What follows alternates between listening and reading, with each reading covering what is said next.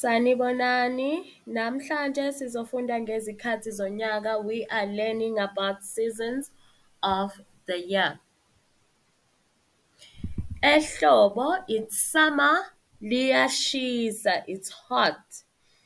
And we have summer in December, January, and February. In isiZulu, December is Zibandlela, January uMasingana, February uNhlolanja.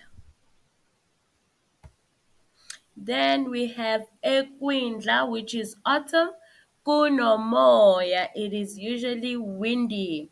And we have this season Ngondasa, Ngombasa, Nangontlaba. We have this season in March, April, and May. Ebusika, winter, liyabanda. And we have winter, ebusika. It's cold, liyabanda. Siba nalesikhathi sonyaka ngoNhlangulana, uNtulikazi, nangoNcwaba.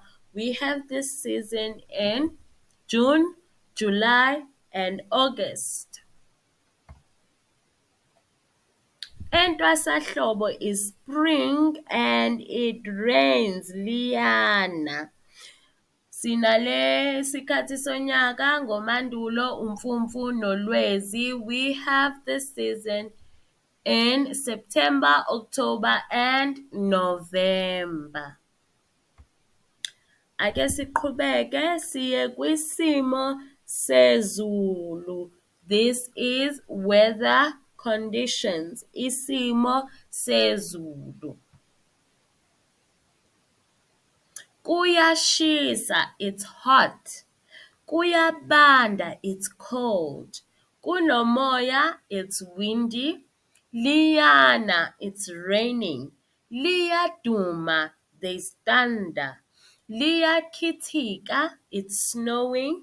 Kunesiphepho, there's storm or there's a storm. Kunesichotho, there's hail. Linamafu, it's cloudy.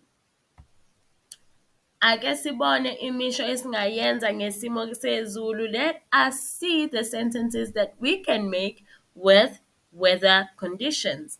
Namhlanje liyana. Today it's raining. Izolo beliduma. Yesterday there was thunder. Kusasa lizoshisa. Tomorrow it's going to be hot. Ehlobo liyashisa. In summer, it is hot. Salani kahle bafundi.